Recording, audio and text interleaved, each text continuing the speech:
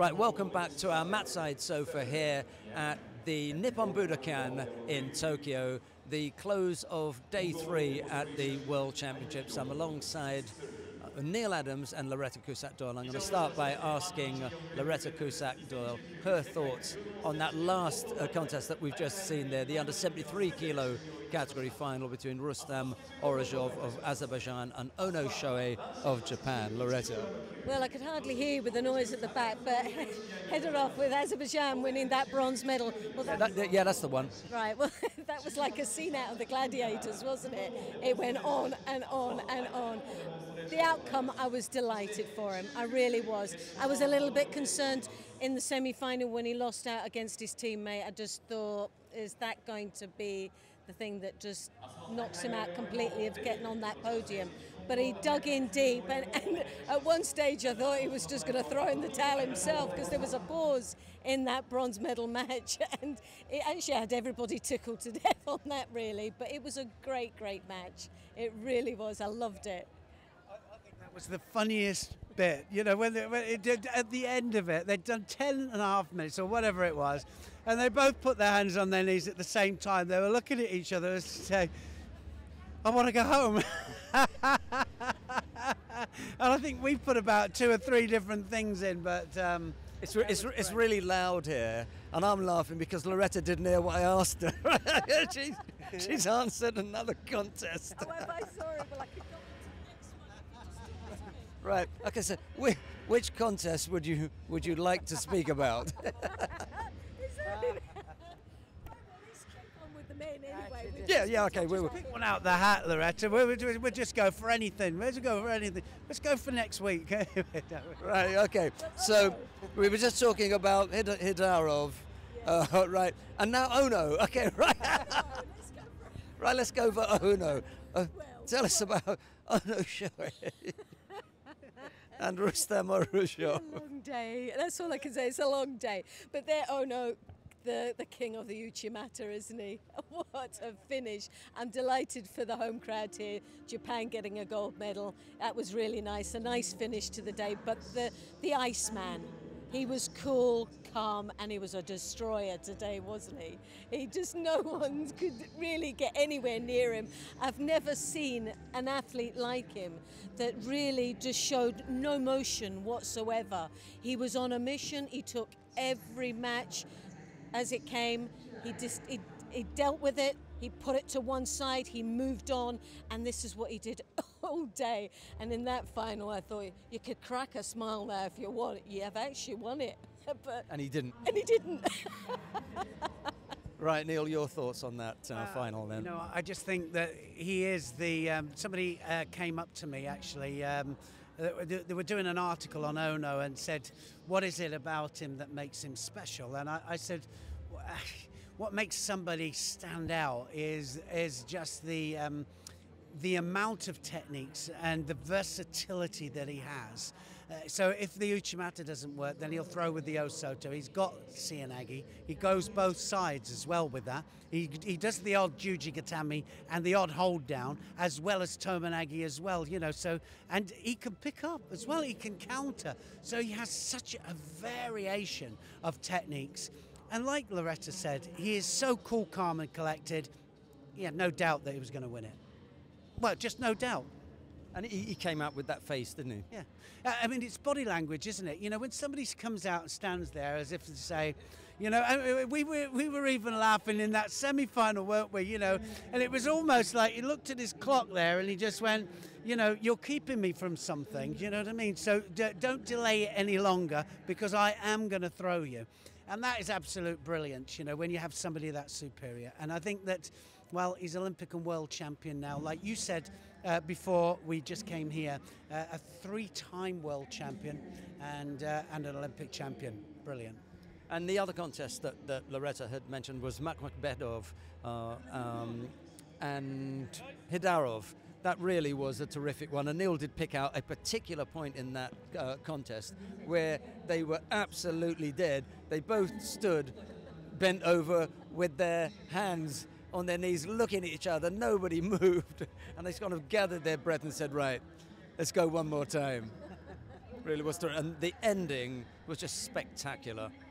Yeah, I mean, it was that ending, wasn't it? You know, that was I mean, everybody just kind of half expected them to just both collapse, and he pulled that out the bag, you know. So where did that come from? I'm sure when he's lying in bed tonight, he'll think, where the hell did that come from? Right, the under 57 kilo category.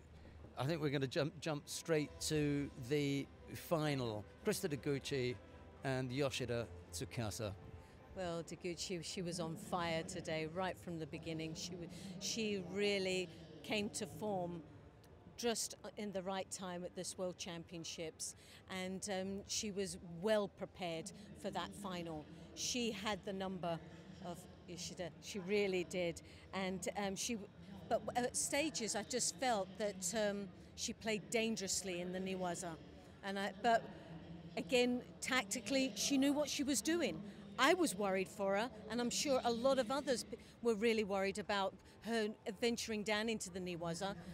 Sorry, I just want to ask you quickly while it's on the screen here, because you're very, very good tactically. At what point, we're going to get to see that again, but at what point does she make the wrong move here? Because Yoshida gets into a bad position, which Deguchi is able to take advantage of and come up with the throw. When you get to see that, because it will come round again, at what point does she move in the wrong direction? She gets into the wrong place, and then Deguchi throws her.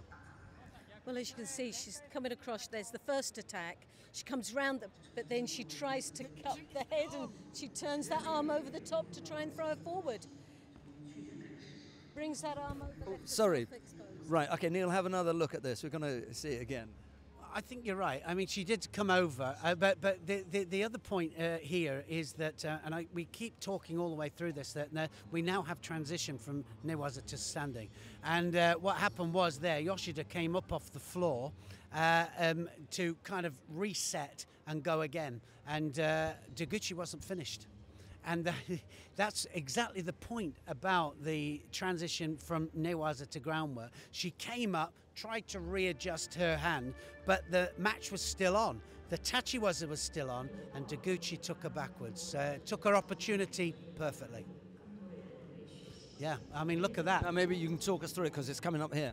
Yeah, I mean, here it comes. So, first of all, Deguchi attacks. Then Yoshida comes up. As Yoshida comes up, Deguchi was catching the action-reaction. So, I mean, she'd already done one technique going one way. We already talked about, didn't we, having two separate techniques as part of a combination, not mixing them together. She had one completely different technique. As they were coming up there, she just took her backwards, and it was a great transition from Newaza to ground. She gets in that awkward position, Yoshida, where the arm is going around the back. She's searching for something that ends up not being there. What she was going for was the ouchigari. She was going for that ouchigari, but I don't think she realized that Deguchi was that far under her core and ready to take her back. And as she spun round to come in, cap the head, the ouchigari, and as she turned her head, Deguchi was already traveling back, and it just accelerated that move.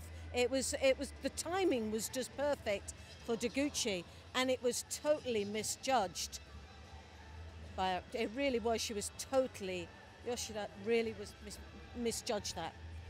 I think when she landed as well, I mean, she knew at this stage that it was gone, didn't she? And I think credit to Deguchi, because not only winning Canada's first ever world title, but she has been absolutely brilliant and consistent all through the year. And look at that change of direction. That change of direction is a real skill, and really positive. Don't forget that was a world champion she was throwing there, and she's now the new world champion. Canada have their first ever world champion, and like you said as well before we came here and before we came on air, that we now have to look a year ahead. She's going to be looking for that Olympic title. Mention for Julia Kowalczyk, honourable mention for the Polish fighter.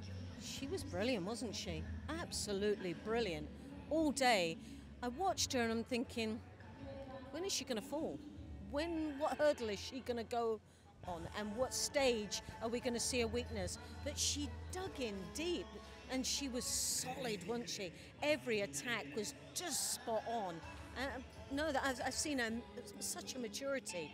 She spun under, and Ilieva, to me, was also an athlete. I thought she was good today, and I couldn't see her being stopped. I really did think that she was going to take that bronze medal. But, oh, crikey, that was a real turnaround in that bronze medal final. Who was it that Kowalczyk caught earlier on with that technique? Where was she? Because we saw her throw someone. It was kind of like an upset. Was she in the lower half of the draw? She was in the top half of the draw. Was it Nielsen Living?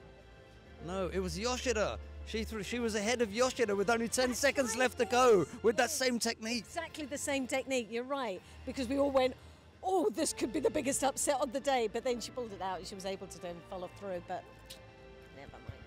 Right, well, she gets an honourable mention. Anyone? Any other names you want to pull out the hat? Not really. I just think that, we've, again, on third day of competition, we've seen some amazing judo, some drama as well. And, it's great, isn't it, when you get some matches. I mean, that 10-minute match, you'd think, well, that's going to get a little bit sameish. But, I mean, it was still exciting and it ended excitingly as well. And I think that it just shows what judo's all about. It's not always about scoring the ippon. Sometimes it's about winning the match. But we've seen some great judo and we've seen some drama. And in the end, I think, Japan are being run closely. I mean, Marius Visa said, didn't he? He said, hopefully, we know Japan are going to be the main contenders out there, but we know that everybody's going to be chasing them hard, and I think they are being chased hard.